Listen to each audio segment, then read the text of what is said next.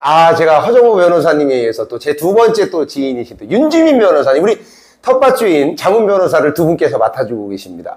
인사 한번 하시죠. 네, 안녕하세요. 저는 법률사무소 다반의 대표 변호사로 일하고 있는 윤지민 변호사라고 합니다. 반갑습니다. 네, 우리 허정호 변호사님하고 윤지민 변호사님하고 저희 패밀리입니다. 오늘은 제가 또 피가 되고 살이 되는 정보, 전원주택에 살면서 변호사님, 이 개소리 분쟁, 냄새, 목장 분쟁, 등등등, 이 소리 분쟁, 이런 것들이 엄청 많습니다. 네. 그래서, 개 같은 게 이제 그 옆집 간의 이 소리로 인해서 잠을 못 자면은 미치는 거거든요. 그래서, 그랬을 때 이제 처벌, 되는 그 마리수, 이런 거, 주택가에서 키울 수 있는 제한되는 마리수라든지, 법정, 우리가 처벌할 수 있는 거라든지, 그런 걸 좀 디테일하게 좀 궁금합니다. 네.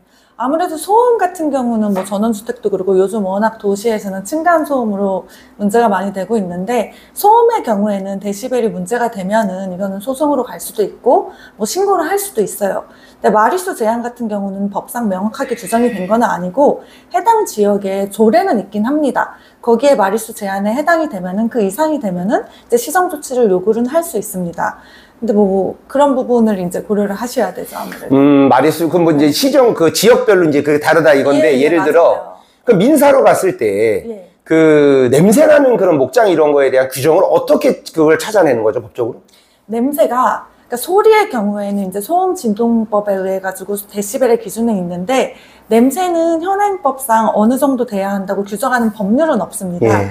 그래서 실질적으로 소송을 진행을 하시려고 하면은 공기청정기를 샀다, 내가 냄새에 대해서 계속 여기에 대해서 민원을 제기했다, 이런 것들을 간접 증거로 소송을 제기할 수는 있습니다. 민사상 손해배상 소송이 되는 거죠. 그럼 손해배상했을 때 받는 좀 금액대는 평균적으로 얼마 정도 나오는지? 금액대는 간접 증거를 어느 정도 제시를 했냐에 따라 다르겠지만 액수가 크게 나오는 편은 아니에요. 몇백밖에 안 되겠죠? 참 고통받는 거에 비해서 너무 약하네요. 차라리 고통 안 받고 돈 안 받는 게 낫죠. 그러면 개소리 분쟁이 지금 타운하우스 같은데 전원생활에 굉장히 많아요. 갑자기 이웃에 막 저도 개를 되게 좋아합니다. 저도 동물 다 좋아해서 지금 많이 돌보고 있는데, 좋아하는 거하고 소리로 잠 못 자는 거하고는 다르거든요. 다르죠. 그랬을 때 그럼 어떻게 그거를 제가 처벌을 좀 못하게 할 수 있는 규정이 있는지. 일단 소음관리법에 의해서 데시벨을 측정하셔야 돼요. 데시벨을 측정한 다음에 일정 기준이 넘으면은 실질적으로 소송으로 가는 것보다 이 정도 시끄러우니까 제가 소송도 제기하고 이걸 행정청에 시정 조치도 할 테니 조금 줄여주셔야 할 텐데, 그 정도면은 이제 문제가 안 될 테니까 데시벨이 일정 기준을 넘으면 그 다음에는 신고를 하시는 게 맞죠. 근데 이제 막무가내인 사람들도 꽤 있기 때문에. 맞아요. 그러면은 시간대 같은 건 있나요? 혹시 시간대별로 측정하는? 네. 야간 시간대나 오전 시간대에는 데시벨이 다릅니다. 몇 시부터 몇 시까지 기준으로 측정을 하죠? 10시를 기준으로 야간이 넘어갑니다. 그때는 당연히 수면의 질을 방해하기 때문에 데시벨 기준치가 확 높아져요. 그럼 낮에 직업이 주무시는 분들은요? 낮에 주무시는 분들은 어떻게 그럼 피해봤습니까? 그런 경우는 그래도 데시벨 기준이 있기 때문에 이거는 그거 역시 간접 증거로, 나는 낮에 업무를 하는데 개 마리수 조례도 능가하고 너무 시끄럽다고 해가지고 소송을 제기하는 방법이 있긴 있습니다. 한마디로 얘기해서 제가 말씀을 들어보니까 냄새 피해나 소리 피해를 최대한 안 받는 게 낫겠네요.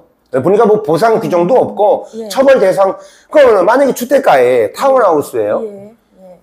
개를 막 10마리 갖고 와버렸어요. 사육이 아니라 이제 키우는 거예요. 그러면은 1차 시정조치해서 벌금 냈어요. 그러면은 시정조치 또 안 돼. 그럼 2차에는 어떻게 돼요?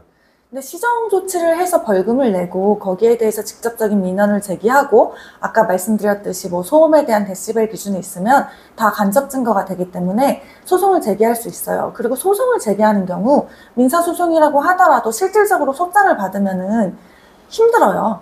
멘탈적으로도 힘들기 때문에 그런 경우에는 방법이 될 수 있습니다. 그럼 만약에 내가 피해를 봐갖고 정신과 약을 먹고 이게 진짜 삶의 질 떨어지고 임신부도 있을 수 있고 등등등 명을 재촉했어요. 그런 걸 내가 증빙 자료를 냈어요. 그럼 어떻게 되는 겁니까? 그 보상, 그랬을 때 이 보상의 단위는 얼마큼까지 올라갈 수 있습니까? 만약에 정말 치명적인 게 왔다. 치명적인 게 개가 짖는 소음과 냄새로 인해서 왔다고 주장을 하시는 건가요? 그렇죠, 당연히.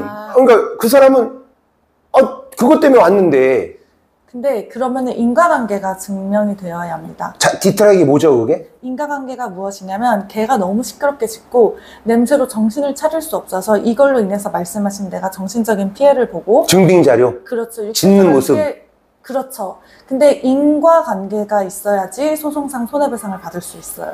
증빙자료네요. 예, 맞습니다. 이제 뭐 이런 영상을 찍는다고 해서 이제 구독자님들 뭐 개 키우고 이러시는 분들이 오해하시면 안 됩니다. 저도 개를 40년 가까이 키웠고, 저도 고양이, 닭 다 키웁니다. 근데 이제 한두 마리 정도 키워가지고 이렇게 맞습니다. 시골의 고양이 소리는 괜찮아요. 맞습니다. 근데 이제 우리 구독자님들이 저한테 연락이 되게 많이 옵니다. 네. 글도 많이 올라와요. 텃밭 주인님, 아, 나 이런 문제로 지금 막 미치겠습니다. 혹시 아는 변호사님 좀 소개시켜 주세요. 라든지 이런 컨텐츠 달아주세요. 오늘 제가 컨텐츠 다루는 게 허정무 변호사님하고 우리 두 분 거를 다루는 게 그런 내용이 많이 올라왔기 때문에 제가 이걸 다룬 거예요. 예, 구독자님들이 부탁을 하고 어떠한 타운하우스나 전원주택에 들어가셔서 개 분쟁이 엄청 많으시대요. 네. 소리 분쟁, 냄새 분쟁 막 이런 거. 그래서 네. 제가 오늘 그런 컨텐츠를 달았으니까 동물을 사랑하고 하시는 분들이 오해는 안 하셨으면 좋겠고요. 예, 저도 네. 되게 좋아한다. 예, 우리 변호사님도 그 동물을 되게 좋아하신다. 맞습니다. 그렇게 하시면 되겠습니다. 네. 아, 변호사님, 그러면은요. 제가 시골에 다니다 보면은 산책을 하다 보면 개를 풀러놓는 분들이 되게 많고, 아, 네. 그리고 시골에 다니다 어르신들이 많은데 개물림 사고가 되게 많아요. 그랬을 때, 뭐, 다치는 거가 좀 됐을 때 최대 얼마까지, 사망사고가 아니더라도, 물렸을 때, 막 몸값이 비싼 사람 있잖아요. 돈 많이 버는 사람들. 그러면 얼마까지 변상하는 상황이 올 수 있습니까? 이거는 다르죠. 사람의 신체에 손상을 일으켰을 때는 이건 단순히 민사소송 대상이 아니고 형사. 상해죄입니다. 예, 형사. 형사예요. 형사처벌이 가능하고 물론 몸값이 비싸신 분들을 얘기했지만 몸값이 비싸지 않더라도 중상해죄라는 게 있어요. 뭐 눈을 가격했다든지 신체의 중요한 부분을 가격했을 경우에는 그 처벌 대상이 매우 중상해. 기준이 세집니다. 그러한 경우 형사처벌을 기본으로 받고 그 판결문을 기준으로 해서 손해배상까지 청구받을 수 있는 거예요. 그러니까 개물림 사고가 났을 때 네. 배상 그 얼마까지 최대 있었습니까? 구체적인 액수를 말씀 주시면은 제가 뭐 실명을 거론하지 않는 선에서 억대까지도, 근데 이 경우에는 거의 사망에 준할 정도로, 예, 상해 정도. 이렇든 저렇든 억대네요. 그렇습니다. 개 잘못 키웠다가 그런 일을 그 목줄을 안 해가지고 이렇게 그런 건 중상해가 되면 처벌도 형사도 받을 수 있는 거네요.